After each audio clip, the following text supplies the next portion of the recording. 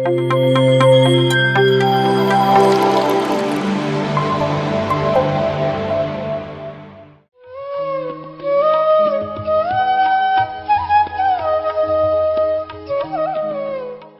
ಧ್ಯಾನ ಬಂಧುಗಳಿಗೆ ನನ್ನ ಆತ್ಮಪೂರ್ವಕ ವಂದನೆಗಳು. ನನ್ನ ಹೆಸರು ರೇಣುಕಾ ಅಂತ. ನಾನು ನಮ್ಮ ವಿಳಾಸ ತಿಮ್ಲಾಪುರ, ರಾಂಪುರದ ಹತ್ರ. ನಾನು ಧ್ಯಾನಕ್ಕೆ ಬಂದು 2011ರಲ್ಲಿ ಧ್ಯಾನಕ್ಕೆ ಬಂದಿದ್ದು. ಸ್ಟಾರ್ಟಿಂಗ್ ನನಗೆ ಧ್ಯಾನ ಅಂತಂದರೆ ಏನೂ ಗೊತ್ತೇ ಇರಲಿಲ್ಲ. ಪದ್ಮಾವತಿ ಮೇಡಮ್ ಅಂತ ನಮ್ಮೂರಲ್ಲಿ ಧ್ಯಾನ ಮಾಡಿಸ್ತಾಯಿದ್ರು. ಬೇರೆ ಊರಿಗೆ ಪಕ್ಕದ ಹಳ್ಳಿಗೆ ಹೋಗ್ತಾಯಿದ್ವಿ ನಾವು ಧ್ಯಾನಕ್ಕೆ. ನನ್ನ ಮಗ ಇರೋದು ಒಬ್ಬನೇ ಇದ್ದಾಗ 6 ವರ್ಷ ಮಗ ಮಾತೇ ಆಡ್ತಾ ಇದ್ದಿಲ್ಲ, ಮೂಕ. 6 ವರ್ಷದ ಮಗ ಆದರೂ ಕೂಡ ಮಾತೇ ಬರ್ತಾಯಿಲ್ಲ ಅಂತ ಎಲ್ಲ ಡಾಕ್ಟ್ರ್ ಹತ್ರನೂ ತೋರಿಸ್ತಾ ಇದ್ವಿ. ಏನೂ ಕಡಿಮೆನೇ ಆಗಿಲ್ಲ. ಎಲ್ಲ ದೇವರು ಪೂಜೆ ಅಂತ ಎಲ್ಲ ಮಾಡ್ತಾಯಿದ್ದೆ. ಧ್ಯಾನಕ್ಕೆ ಬರೋದಕ್ಕಿಂತ ಮೊದಲು ನಾವೆಲ್ಲ ಪೂಜೆ ಸ್ಥಿತಿ, ಯಾರು ಎಲ್ಲಿಗೆ ಹೇಳಿದ್ರೆ ಅಲ್ಲಿಗೆ ಹೋಗಿ ಆಸ್ಪತ್ರೆಗೆ ಎಲ್ಲ ತಿರುಗ್ತಾ ಇದ್ವಿ. ಏನಾದ್ರೂ ಗುಣ ಆಗಲೇ ಇಲ್ಲ. 6 ವರ್ಷದ ಮಗ ಆದ್ರೂ ಮಾತೇ ಆಡ್ತಾ ಇಲ್ಲ ಅಂತ ಅದು ಒಂದು ಚಿಂತೆ ಇತ್ತು. ನಮ್ಗೆ 2 ಹೆಣ್ಣು ಹುಡುಗರು, ಒಬ್ಬೇ ಮಗ. ಆದರೆ ಒಬ್ಬೇ ಮಗನಿಗೆ ಯಾಕೆ ಹಿಂಗಾಯಿತು ಅಂತ ಭಾಳ ಆಲೋಚನೆ ಮಾಡ್ತಾಯಿದ್ವಿ. ಅಷ್ಟರಲ್ಲಿ ಪಕ್ಕದ ಊರಲ್ಲಿ ಧ್ಯಾನ ನಡೀತಾ ಇದೆ, ನಿನ್ನ ಮಗನಿಗೆ ಕೂಡ ಗುಣ ಆಗುತ್ತೆ, ನೀನು ಧ್ಯಾನಕ್ಕೆ ಬಾಮ್ಮ ಅಂತಂದು ಪದ್ಮಾವತಿ ಮೇಡಮ್ ಅಂತ ನಮ್ಮೂರಲ್ಲಿ ಧ್ಯಾನಷ್ಟನ್ನ ಪರಿಚಯ ಮಾಡಿಕೊಟ್ಟಿದ್ದೆ ಅವರು ನಮಗೆ. ಹಾಗಾಗಿ ನನಗೆ ಧ್ಯಾನದ ಮೇಲೆ ನಂಬಿಕೆ ಇಲ್ಲ. ಯಾಕಂದರೆ ಇದು ಕರ್ಕೊಂಡೋಗಿ ನಮ್ಮನ್ನೆಲ್ಲ ಸೇರಿಸ್ಬಿಡ್ತಾರೆ ಇವರು, ಏಸು ಕ್ರಿಸ್ತದೇನೋ ಇದು. ಆ ಕ್ಯಾಫ್ ಎಲ್ಲ ನೋಡಿದ್ರೆ ನಮಗೆ ಹಂಗೆ ಅನ್ನಿಸ್ತಾ ಇತ್ತು. ಫಸ್ಟು ಸ್ಟಾರ್ಟಿಂಗು ಹುಣ್ಣಿಮೆ ಧ್ಯಾನ ಇದು ಆಗಲೇ 15 ದಿನ ಸ್ಟಾರ್ಟಿಂಗ್ ಆಗಿತ್ತಲ್ಲಿ. ಅವರು ಮಂಡಲ ಧ್ಯಾನ ಶುರು ಮಾಡಿ ಹುಣ್ಣಿಮೆ ದಿನ ಬಾಮ್ಮ ನೀನು 1 ತಿಂಗಳು ಮಾಡಿದಷ್ಟು ಎನರ್ಜಿ ಅಲ್ಲಿರುತ್ತೆ ಒಂದೇ ದಿವಸ, ನೀನು ಒಂದು ದಿವಸ ಬಂದು ನೋಡು ಅದರಲ್ಲಿ ಏನಿದೆ ಅಂತಂದು ಹೇಳಿದ್ದಕ್ಕೆ ಅವತ್ತು ಹೋಗೋಣಂತ ಹೋದ್ವಿ. 4 ಗಂಟೆಗೆ ಧ್ಯಾನ ಶುರುವಾಗಿತ್ತು. ಬಳ್ಳಾರಿಯಿಂದ ಮಾಸ್ಟರ್ಸ್ ಬರ್ತಾಯಿದ್ರು ಅಲ್ಲಿಗೆ, ಗೀತಾ ಮೇಡಮ್ ಅಂತ ಬರ್ತಾಯಿದ್ರು. ಅವತ್ತು ಕ್ಲಾಸ್ ಅವತ್ತು ಧ್ಯಾನ ಸ್ಟಾರ್ಟ್ ಆಗಿತ್ತು. ನಾನು ಹೋಗೋಷ್ಟರಲ್ಲಿಗೆ ಶ್ವಾಸದ ಮೇಲೆ ಗಮನ ಇಡಬೇಕು ಅಂತ ಹಂಗೆ ಯಾರೂ ಹೇಳೋರೇ ಇದ್ದಿಲ್ಲ. ಆಗಲೇ ಸ್ಟಾರ್ಟಾಗಿ ಕುತ್ಕೊಂಡ್ಬಿಟ್ಟಿದ್ರು. ಅವ್ರು ಎಲ್ಲಿ ಕಣ್ಣು ಮುಚ್ಕೊಂಡು ಕುತ್ಕೊಂಡ್ರಲ್ಲ ಅಷ್ಟೇ ಕುತ್ಕೋಬೇಕೇನಂತ ಹಂಗೆ ಕುತ್ಕೊಂಡೆ. ನನಗೇನು ಸಮಾಧಾನನೇ ಆಗಲೇ ಇಲ್ಲ. ಧ್ಯಾನ ಅಂದರೆ ಏನು, ಏನಾದರೂ ಮಂತ್ರ ಹೇಳ್ತಾ ಇರ್ತಾರೇನೋ ಅಂತ ಕಣ್ಣು ತೆಗೆದು ನೋಡ್ತಾನೇ ಇದ್ದೆ. ನನಗೆ ಆಶ್ಚರ್ಯನೇ ಆಗಿತ್ತು. ಆದ್ರೂ ಧ್ಯಾನನೇ ಕುದುರಲಿಲ್ಲ ನನಗೆ ಆಗ 1 ಗಂಟೆ. ಆಮೇಲೆ ಧ್ಯಾನ ಮುಗಿದ್ಮೇಲೆ ಮತ್ತೆ 9 ಗಂಟೆಯಿಂದ ಸ್ಟಾರ್ಟ್ ಆಗುತ್ತೆ ಧ್ಯಾನ ಅಂದರೆ ಹಿಂಗಲ್ಲಮ್ಮ ಅಂತೇಳಿ ಪದ್ಮಾವತಿ ಮೇಡಮ್ ಎಲ್ಲ ಬಿಡಿಸಿ ಹೇಳಿದರು ನಮಗೆ. ಎಲ್ಲ ಎಕ್ಸಾಂಪಲ್ ಕೊಟ್ಟು ಧ್ಯಾನ ಅಂದರೆ ಶ್ವಾಸದ ಮೇಲೆ ಗಮನ ಇಡಬೇಕು, ಅದು ಎಲ್ಲ ಪ್ರಾಸೆಸ್ ಏನಿದೆ ಅದೆಲ್ಲ ಹೇಳಿದ್ರು ಅವರು. 9 ಗಂಟೆಗೆ ಧ್ಯಾನ ಶುರುವಾಯಿತು ಅವತ್ತು ಹುಣ್ಣಿಮೆ ದಿನ. 5 ನಿಮಿಷ ಮಾತ್ರ ನನಗೆ ಉಸಿರಾಟನೇ ಗಮನಿಸ್ತಾ ಇದ್ದೀನಿ. ಆಮೇಲೆ ನನಗೇನು ಅನ್ನಿಸ್ತು ಅಂದರೆ ನನ್ನೊಳಗಡೆ ಒಂದು ವಾಯ್ಸ್ ಕೇಳಿಸ್ತು, ಇನ್ನರ್ ವಾಯ್ಸ್ ಅಂತ. ಕಣ್ಣಲ್ಲಿ ನೀರು ಬರ್ತಾಯಿತ್ತು. ನನಗೆ ಯಾಕೆ ಹಿಂಗಾಗ್ತಾ ಇದೆ ಅಂತ ನನಗೂ ಒಂದು ಸ್ವಲ್ಪ ಕನ್ಫರ್ಮ್ ಆಗಲೇ ಇಲ್ಲ. ಯಾಕೆ ಹಿಂಗಾಗ್ತಾ ಇದೆ, ಏನು ಕನಸು ಕೂಡ ಅಲ್ಲ ಏನಲ್ಲ. ಅವ್ರು ಹೇಳಿದರು ಕಣ್ಣು ತೆರೆದು ನೋಡಬಾರ್ದು, ಧ್ಯಾನ ಅಂದರೆ ನಾವು ಓಕೆ ಮಾಡೋವರೆಗೂ ಕಣ್ಣು ಯಾರೂ ತೆಗಿಬಾರ್ದು ಅಂತ ಹೇಳಿದರು.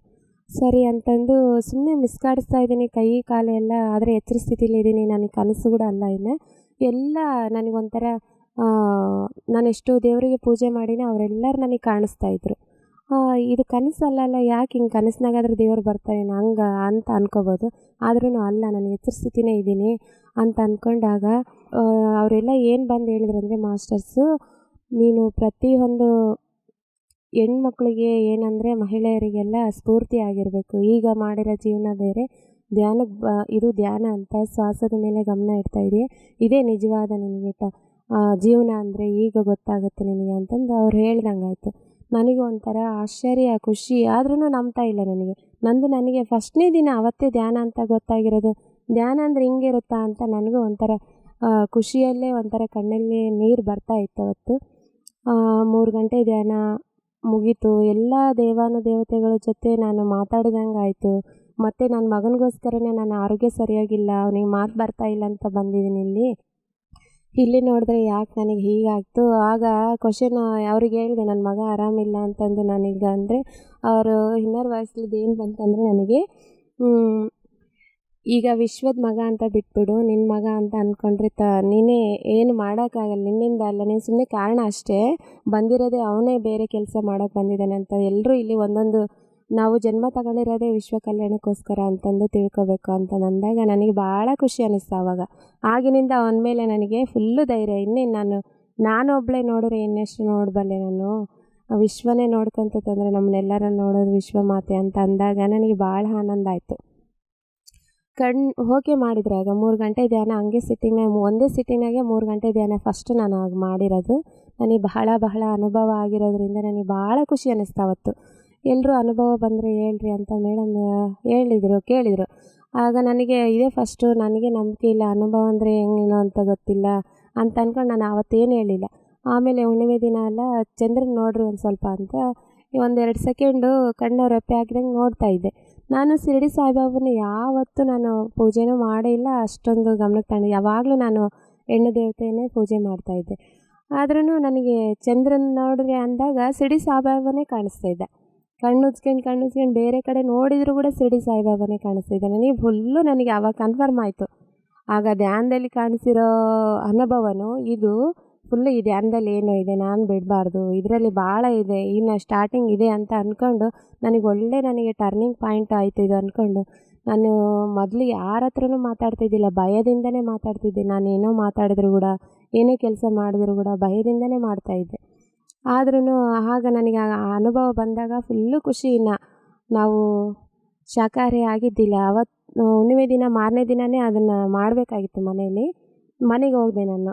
ಧ್ಯಾನ ಮುಗಿದ ಕೂಡಲೇ ಬೆಳಗಿನ ಜಾವ ಮನೆಗೆ ಹೋದ್ಮೇಲೆ ನಮ್ಮವ್ರಿಗೆ ಹೇಳಿದೆ, ನಾನು ಅದು ತಿನ್ನಲ್ಲ, ಶಾಕಾಹಾರಿನೇ ಆಗಬೇಕಂತ ಇದು ಮಾಡೀನಿ. ಹೇಳಿದರು ಅಲ್ಲೇ ತಿನ್ನಬಾರ್ದಂತೆ ಮೇಡಮ್ ಹೇಳಿದರು, ಇದರಲ್ಲಿ ಏನೂ ಇಲ್ಲಮ್ಮ, ಶಾಕಾಹಾರಿ ಅಂದೇ ಆಗಬೇಕು, ಪ್ರಾಣ ಹಿಂಸೆ ಮಾಡಬಾರ್ದು, ತಿನ್ನಬಾರ್ದು ಅಂತ ಹೇಳಿದರು.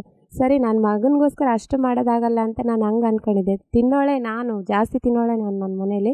ಇವತ್ತೇ ಧ್ಯಾನ ತಿಳ್ಕೊಂಡು ಮಾರನೇ ದಿನವೇ ಮನೆಗೆ ಹೋಗಿ ನಮ್ಮ ಮನೆಯವ್ರಿಗೆ ಹೇಳಿದೆ, ನಿಮಗೆ ಬೇಕಾದರೆ ಮಾಡಿಕ್ಕಂದ್ರೆ ಮಾಡಾಕ್ತೀನಿ, ನಾನು ಮಾತ್ರ ತಿನ್ನಲ್ಲ ಅಂದರೆ. ಅವರು ಏನಂದರು, ನಂದಿನ್ನ ಗ್ರೇಟ್ ಅಂದರೆ ನನಗೆ ಭಾಳ ಆನಂದ ಆಯ್ತು ಅವ್ರು ಹೇಳಿದ ಮಾತು ಕೇಳಿ. ನೀನು ತಿನ್ನಲ್ಲ ಅಂದರೆ ನಾನು ತರಲ್ಲ ಬಿಡು, ನಮಗೂ ಇಷ್ಟ ಇಲ್ಲ ಅದು, ಮನೇಲಿ ನೀನು ಮಾಡೋಳೆ ತಿನ್ನೋದಿಲ್ಲ ಅಂದರೆ ನಮಗೆ ಯಾಕದು, ಬೇರೆ ಅಡುಗೆ ಮಾಡಿದ್ರೆ ಆಯಿತು ಅಂತಂದು. ನನಗೆ ಫುಲ್ಲು ಖುಷಿ ಅನ್ನಿಸ್ತು, ನಮ್ಮ ಯಜಮಾನ್ರೆ ನನಗೆ ಇಷ್ಟೊಂದು ಸಹಕಾರ ಕೊಟ್ಟರಲ್ಲ ಅಂತಂದು. ಯಾಕಂದರೆ ನಾನು ಅಲ್ಲಿ ಭಯದಿಂದ ಜೀವನ ಮಾಡ್ತಾಯಿದ್ದೆ ನನ್ನ ಗಂಡನ ಮನೇಲಿ. ಹಂಗೆ ಫಸ್ಟ್ನೇ ನನಗೆ ಸಪೋರ್ಟ್ ಮಾಡಿರೋದಂದರೆ ಧ್ಯಾನಕ್ಕೆ ಅವರೇನೇ ಮಾಡಿದ್ದು. ಅವ್ರಿಗೆ ನಾನು ಎಷ್ಟು ಕೃತಜ್ಞತೆನೇ ಹೇಳಿದ್ರೂ ಕಡಿಮೆನೇ ಇಲ್ಲ ನನಗೆ. ಮತ್ತು ಈಗ ಏನಾಯಿತು ಅಂದರೆ, ಅದು ಆದಮೇಲೆ ನಾನು ನನ್ನ ತವ್ರ ಮನೆಗೆ ಹೋಗಿ ಧ್ಯಾನ ಹೇಳಬೇಕು ಅನ್ನೋ ಒಂದು ಕುತೂಹಲ ಇತ್ತು ನನಗೆ. ಕ್ಲಾಸಸ್ ಕೇಳಿ 5 ದಿನ ಆಯಿತು ನಾನು ಧ್ಯಾನಕ್ಕೆ ಹೋಗಿ. ಆಮೇಲೆ ನನ್ನ ತವ್ರ ಮನೆಗೆ ಊರಿಗೆ ಹೋಗೋದು ಬಂತು ನನಗೆ. ಅಲ್ಲಿಗೆ ಹೋಗಿ ನಮ್ಮ ತಾಯಿಯವರಿಗೆ, ಪಕ್ಕದವ್ರಿಗೆ, ಫ್ರೆಂಡ್ಸಿಗೆ, ಪಕ್ಕದ ಮನೆಯವ್ರಿಗೆ ಎಲ್ಲರಿಗೂ ಹೇಳ್ತಾ ಇದ್ದೀನಿ, ನಮ್ಮೂರಲ್ಲಿ ಧ್ಯಾನ ಮಾಡ್ತಾಯಿದ್ವಿ, ಧ್ಯಾನ ಅಂದರೆ ಹೀಗೆ, ಅಲ್ಲಿ ಕ್ಲಾಸ್ ಎಷ್ಟು ಚೆನ್ನಾಗಿ ಹೇಳ್ತಾರೆ, ಒಬ್ಬೊಬ್ಬರು ಅನುಭವ ಕೇಳಿದ್ರೆ ನನಗೂ ಸ್ಫೂರ್ತಿಯಾಗಿ ನಾನು ಹಿಂಗೆ ಹೇಳ್ಬೇಕಲ್ಲ ಅಂತ ಅನ್ನಿಸ್ತಾ ಇದೆ. ನನಗೂ ಇಷ್ಟು ಅನುಭವ ಆಯಿತು, ಮೊದಲೇ ದಿನವೇ ಹುಣ್ಣಿಮೆ ಧ್ಯಾನ ಭಾಳ ಚೆನ್ನಾಗಿ ನನಗೆ ಅನುಭವ ಆಯಿತು ಅಂತ ಅವ್ರ ಹತ್ರ ಎಲ್ಲ ಹಂಚ್ಕೊತಾ ಇದ್ದೀನಿ.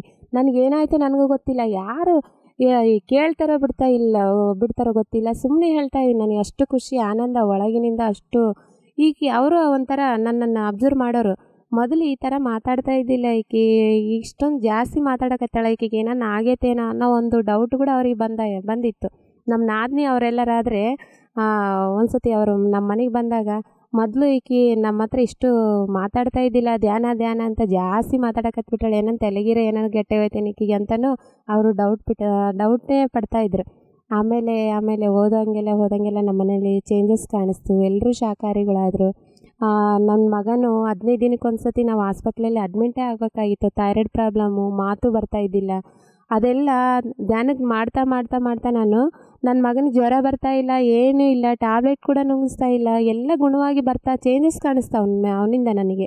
ನಮ್ಮ ಮನೆಯವ್ರಿಗೆ ಇನ್ನೂ ನಂಬಿಕೆ ಬಂದುಬಿಡ್ತು. ಅವ್ರಿಗೆ ನಾನು ಮೊದಲೇ ಹೇಳಿದ್ದೆ, ನಾನು ಹೋಗಿದ್ದೆ ಮಾರನೇ ದಿನವೇ ನೀವು ಧ್ಯಾನ ಮಾಡಿರಿ ಚೆನ್ನಾಗೈತೆ ಇದು ಅಂತಂದರೆ, ನೀನು ಮಾಡ್ತೀಯಲ್ಲ ಸಾಕು, ನೀನು ಮಾಡಿದ್ದು ನಮಗೆಲ್ಲ ಇರುತ್ತೆ ಬಿಡು ಅಂತಿದ್ರು. ನಾನೊಬ್ಬಳೇ ಉಂಡ್ರೆ ನಿಮ್ಗೆ ಹೊಟ್ಟೆ ತುಂಬಲ್ಲ, ನೀವು ಯಾರ್ದವರೇ ಮಾಡಬೇಕು ಅಂತ ನಾನು ಹಂಗೂ ಹೇಳ್ದೆ. ಸಾರ್ ಹಿಂಗೆಲ್ಲ ಹೇಳ್ತಾರೆ ಅಲ್ಲಿ ಮಾಸ್ಟರ್ಸ್ ಬಂದು, ಇದನ್ನೇ ನೀವು ಕೂಡ ಧ್ಯಾನ ಮಾಡ್ರಿ ಅಂದರೆ ಮಾಡ್ತಾಯಿದ್ದಿಲ್ಲ.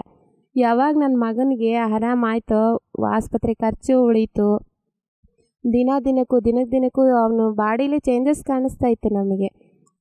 ಆಗ ನನ್ನ ಯಜಮಾನ್ರಿಗೂ, ನಮ್ಮ ಅತ್ತೆಯವ್ರಿಗೂ, ನಮ್ಮ ಭಾವನವ್ರಿಗೂ, ನಾವು ಒಂದೇ ಕುಟುಂಬದಲ್ಲಿ ಇದ್ವಿ ಆವಾಗ. ಈಗ ಇಲ್ಲೇ ಡಿವೈಡ್ ಆಗಿವಿ. ಆಗ ಅವರೆಲ್ಲರೂ ಧ್ಯಾನ ಮಾಡೋಕ್ಕೆ ಶುರು ಮಾಡಿಬಿಟ್ರು. ಬೆಳಗಿನ ಜಾವ ನಮ್ದು ಹೆಂಗಿತ್ತಂದರೆ ಮನೆಯೇ ಕ್ಲಾಸ್ ಆಗಿಬಿಟ್ಟಿತ್ತು. 4ರಿಂದ 6 ಗಂಟೆವರೆಗೂ ಧ್ಯಾನಕ್ಕೆ ಕುಂದಿರ್ತಾಯಿದ್ವಿ, ಎಲ್ಲರೂ ಗ್ರೂಪ್ ಸೇರಿ. ಅಷ್ಟು ಆನಂದವಾಗಿ ಧ್ಯಾನ ಮಾಡ್ತಾಯಿದ್ವಿ, ಭಾಳ ಚೆನ್ನಾಗಿ ಧ್ಯಾನ ಮಾಡ್ತಾಯಿದ್ವಿ. ಆಮೇಲೆ ನನ್ನ ತವ್ರ ಮನೆಯವರು ಅವರು ಎಲ್ಲರೂ ನನ್ನನ್ನು ನಂಬಿ, ಹೆಂಗಂದ್ರೆ ಧ್ಯಾನ ಅಂದರೆ ನನ್ನ ಮಗನ ನೋಡಿ ಅವ್ರಿಗೂ ಭಾಳ ಆಶ್ಚರ್ಯ ಆಯಿತು. ಯಾವಾಗಲೂ ಬಂದರೆ ಹಾಸ್ಪಿಟ್ಲಿಗೆ ಅಂತಲೇ ಬರ್ತಾಯಿದ್ಲು, ಇವಾಗ ನೋಡಿ ಹೆಂಗೆ ಬರ್ತಾಯಿದ್ದಾಳೆ ಖುಷಿಯಾಗಿ ಧ್ಯಾನ ಪ್ರಚಾರ ಮಾಡಬೇಕು ಅದ್ರ ಬಗ್ಗೆನೇ ಹೇಳ್ತಾ ಇದ್ದಾಳೆ. ನಾವು ಮಾಡೋಣ ಏನಾಯಿತು ಅಂತ, ಇದರಲ್ಲೇನು ₹1 ಖರ್ಚಿಲ್ಲ ಅಂತ. ಅಲ್ಲಿನೂ ಬಳ್ಳಾರಿಗೆ ಹತ್ರ ಅದು ಸಮುದ್ರ, ಭಾಳ ಚೆನ್ನಾಗಿ ಅಲ್ಲಿ ಧ್ಯಾನ ಕೇಳಿದರು, ಧ್ಯಾನ ಮಾಡ್ತಾಯಿದ್ದಾರೆ. ಇವಾಗ ಅಲ್ಲೂ ಪಿರಮಿಡ್ ಆಗಿದೆ. ಈಗ ಏನಂದರೆ ನಾವು ಶಾಕಾಹಾರಿಯಾಗಿ ಎಲ್ಲರೂ ಶಾಕಾಹಾರಿಯಾಗಿ ಮಾಡಬೇಕು, ಮಾಡ್ತಾಯಿದ್ದೀವಿ ಎಲ್ರಿಗೂ. ನಮ್ಮ ರಿಲೇಷನ್ಗೆಲ್ಲ ಹೇಳ್ತಾ ಇದ್ದೀನಿ, ಅವರು ಶಾಕಾಹಾರಿ, ನೀವು ಕೂಡ ಶಾಕಾಹಾರಿ ಆಗ್ರಿ, ತಿನ್ನೋದ್ರಿಂದ ಏನಿಲ್ಲ ಅಂತೇಳಿ. ಎಲ್ಲಿ ಶಾಕಾಹಾರಿ ರ್ಯಾಲಿ ಆದರೆ ಅಲ್ಲಿ ಭಾಗವಹಿಸ್ತೀವಿ. ನಾವೊಂದು ಸಂಕಲ್ಪ ಇಟ್ಕೊಂಡಿದ್ದೀನಿ, ನಾನು ಮನೆ ಕಟ್ತೀನಿ, ಮನೆ ಮೇಲೆ ಒಂದು ಪಿರಮಿಡ್ ಕಟ್ತೀನಿ ಅಂತಂದು. ಜಸ್ಟ್ ಮನೆ ಆಯ್ತದು ಹೆಂಗಾಯ್ತು ಗೊತ್ತಿಲ್ಲ ನನಗೆ. ನಾವು ಮಿಡಿಲ್ ಕ್ಲಾಸ್ ಜನ ಅಂತಂದು ಹಂಗೆ ಅಂದ್ಕೊಂಡ್ವಿ, ನಾವು ಎಲ್ಲ ಸಾಲ ಮಾಡಿನೇ ಮಾಡ್ಬೇಕೇನೋ, ನಾವು ಮನೆ ಕಟ್ಟಬೇಕೇನೋ ಅಂತ ಹಂಗೆ ಅಂದ್ಕೊಂಡಿದ್ವಿ. ನಮ್ಮ ಭಾಗಕ್ಕೆ ಬರೀ ಫ್ಲ್ಯಾಟ್ ಅಂದೇ ಬಂದಿತ್ತು, ಜಾಗ ಅಂದೇ ಬಂದಿತ್ತು, ಮನೆ ಬಂದಿದ್ದಿಲ್ಲ. ಆದರೆ ಈಗ ಧ್ಯಾನಕ್ಕೆ ಬಂದಮೇಲೆ ನನ್ನ ಮಗ ಗುಣ ಆದ, ಮತ್ತು ನನಗೆ ಮನೆ ಕಟ್ಟಿಸ್ಕೊಂಡ್ವಿ. ಮನೆ ಮೇಲೆ 10x10 10x10 ಪಿರಮಿಡ್ ಕಟ್ಕೊಂಡ್ವಿ. ಅದೆಲ್ಲ ಭೀಮಾ ಸಾರು, ಬಳ್ಳಾರಿಯಿಂದ ಭೀಮಾ ಸಾರ್ ಅವರು ಅವ್ರ ಸಹಕಾರ ಅಂತ ಹೇಳ್ಬೇಕು ನಾವು. ಎಲ್ಲ ಅವ್ರನ್ನ ನನ್ನ ತವ್ರ ಮನೆಯಿಂದ ಸಮುದ್ರ, ಅಲ್ಲಿಂದ ಹುಡುಗರು ಅಲ್ಲಿ ಪಿರಮಿಡ್ ಕಟ್ಟಿದ್ರು. ಅಲ್ಲಿಂದ ಹುಡುಗರು ಬಂದು ನನಗೆ ತಮ್ಮನವ್ರು ಅಂದ್ರೂ ಹೆಚ್ಚೆ ಅವರೇ ಬಂದು ರಾತ್ರಿ ಅಂದಂಗೆ ಹಗ್ಲು ಅಂದಂಗೆ ಎಲ್ಲ ಪಿರಮಿಡ್ಡು ನಮ್ಮೂರಲ್ಲಿ 2 ಆಗಿದ್ದಾವೆ, ಪದ್ಮಾವತಿ ಮೇಡಮ್ ಅಂತ ಅವ್ರ ಮನೆ ಮೇಲೊಂದು, ನಮ್ಮ ಮನೆ ಮೇಲೊಂದು. ಈಗ ನಾವು ಸತ್ಸಂಗ ಮಾಡ್ತೀವಿ. ಡೈಲಿ 7ರಿಂದ 8 ತನಕ ಧ್ಯಾನ ನಡೀತಾ ಇರುತ್ತೆ. ಸಾಯಂಕಾಲ ಹೊಲಕ್ಕೆ ಹೋಗಿ ಬಂದು ಅವರೆಲ್ಲ ಧ್ಯಾನಕ್ಕೆ ಬರ್ತಾರೆ. ಡೈಲಿ ನಡೀತಾ ಇರುತ್ತೆ. ಮತ್ತು ಹುಣ್ಣಿಮೆ ಕ್ಲಾಸ್ ಮಾಡ್ತೀವಿ. ಬಳ್ಳಾರಿಯಿಂದ ಮಾರ್ಕ್ಸಿಸ್ಟ್ನ ಯಾರಾದರೂ ಅನುಕೂಲ ಆದರೆ ಬರ್ರಿ ಸರ್ ಅಂತ ಕರೆದು ಅವರು ಕ್ಲಾಸ್ ಮಾಡೋಕ್ಕೆ ಬರ್ತಾರೆ. ಭಾಳ ಚೆನ್ನಾಗಿ ಧ್ಯಾನ ನಡೀತಾ ಇದೆ. ಎಲ್ಲರೂ ಶಾಕಾಹಾರಿ ಆಗ್ತಾ ಇದ್ದಾರೆ. ನಮ್ಮ ಮನೇಲಂತೂ ಎಲ್ಲರೂ ಶಾಕಾಹಾರಿ ಎಲ್ಲರೂ. ಈಗ ನನ್ನ ಮಗ SLC ಈಗ ಓದ್ತಾ ಇರೋದು. ಮಾತೇನು ಬರ್ತಾ ಇಲ್ಲ ಅಂದೆಲ್ಲ ಮಾತಾಡ್ತಾನೆ. SLC ಓದ್ತಾ ಇದ್ದಾನೆ. ಭಾಳ ಚೆನ್ನಾಗಿ ಗುಣ ಆಗಿದ್ದಾನೆ. ಎಲ್ಲರೂ ಸರಿಗೆ ಎಲ್ಲರೂ ಬೇರೆ ಥರ ಹುಡುಗರು ಹೆಂಗಿದ್ರು ಹಂಗೆ ಬೆಳೀತಾ ಇದ್ದಿಲ್ಲ, ಈಗ ಭಾಳ ಚೆನ್ನಾಗಿ ಬೆಳೀತಾ ಇದ್ದಾನೆ. ಅದೇ ಆಗ ಸಂಕಲ್ಪ ಮಾಡ್ಕೊಂಡಿದ್ದೀನಿ ಅಂತಂದು ಹೇಳಿದ್ರಲ್ಲ, ವಿಶ್ವ ಕಲ್ಯಾಣಕ್ಕೋಸ್ಕರನೇ ನನ್ನ ಮಗ ಏನೋ ಮಾಡೋಕ್ಕೆ ಬಂದಿದ್ದಾನೆ ಅಂತಂದರೆ ಅದೇ ಥರನೇ ಬೆಳೀತಾ ಇದ್ದಾನೆ. ಎಷ್ಟು ಚೆನ್ನಾಗಂದರೆ ಆನಂದ ಅಂದರೆ ನಮಗೆ ಎಲ್ಲ ಇಡೀ ಜಗತ್ತಿಗೆ ಧ್ಯಾನ ಪ್ರಚಾರ ಮಾಡಬೇಕು ಅನ್ನೋ ಒಂದು ನಮ್ಮೊಳಗೆ ಒಂದು ಸಂಕಲ್ಪ. ಮತ್ತು ಶಾಕಾಹಾರಿ ರ್ಯಾಲಿ ಎಲ್ಲಿ ಆದರೆ ಅಲ್ಲಿ ಭಾಗವಹಿಸಬೇಕು, ಮತ್ತು ಧ್ಯಾನ ಜಗತ್ತಾಗಬೇಕು. ಪಿರಮಿಡ್ ಎಲ್ಲಿ ಆದರೆ ಅಲ್ಲಿ ನನ್ನ ಒಂದು ಹಳಿಲು ಸೇವೆ ಅಂತ ಎಷ್ಟಾಗುತ್ತೋ ಅಷ್ಟು ಸೇವೆ ಮಾಡಬೇಕು ಅನ್ನೋ ಒಂದು ಒಳಗಡೆ ಒಂದು ಸಂಕಲ್ಪ ನನಗೆ. ಒಂದು ಉತ್ಸಾಹದಿಂದ ಎಲ್ಲಿ ನಾನು ಧ್ಯಾನಕ್ಕೆ ಬರೋದು ಮೊದಲು ಹೆಂಗಿದ್ದೆ ಅಂದರೆ ಸಹಜವಾಗಿ ಒಂದು ವ್ಯಕ್ತಿನೇ, ನಾನು ಸಾಧಾರಣ ವ್ಯಕ್ತಿ. ನಾನು ಧ್ಯಾನಕ್ಕೆ ಬಂದಮೇಲೆ ಹೆಂಗಾಗಿದ್ದೀನಿ ಅಂದರೆ ಶಕ್ತಿ ಥರನೇ ನಾನು ಬದಲಾಗಿದ್ದೀನಿ. ಎಲ್ಲರೂ ಧ್ಯಾನ ಮಾಡಿರಿ, ಧ್ಯಾನ ಪ್ರಚಾರ ಮಾಡಿರಿ, ಶಾಕಾಹಾರಿಗಳಾಗ್ರಿ, ಶಾಕಾಹಾರಿಗಳು ಆಗೋದಕ್ಕೆ ಬಿಡ್ರಿ, ಎಲ್ಲ ಪ್ರಾಣಿಗಳು ನಮ್ಮ ಥರನೇ ಅಂತ ನಾವು ಜೀವಿಸೋಣ, ನಾವು ಜೀವಿಸೋಕೆ ಬಿಡೋಣ. ಎಲ್ಲರೂ ಶಾಕಾಹಾರಿ ಆಗಬೇಕು ಅನ್ನೋದೇ ಒಂದು ಸಂಕಲ್ಪ. ಎಲ್ಲರೂ ಧ್ಯಾನ ಮಾಡಬೇಕು, ಪ್ರತಿಯೊಂದು ಮನೆಯೂ ಧ್ಯಾನದ ಕುಟುಂಬ ಆಗಬೇಕು ಅನ್ನೋದೇ ಒಂದು ಸಂಕಲ್ಪ. ಇಷ್ಟು ಹೇಳೋಕ್ಕೆ ಅವಕಾಶ ಮಾಡಿಕೊಟ್ಟಂಥ ನಮ್ಮ PMC ಕನ್ನಡ ಚಾನಲ್ಗೆ ಎಷ್ಟೋ ಕೃತಜ್ಞತೆಗಳು. Thank you. PMC Kannada channel ಅನ್ನು ಲೈಕ್ ಮಾಡಿ, ಶೇರ್ ಮಾಡಿ, ಸಬ್ಸ್ಕ್ರೈಬ್ ಮಾಡಿ ಮತ್ತು ಮಾಡಿಸಿ. ಎಲ್ಲರಿಗೂ ಧನ್ಯವಾದಗಳು.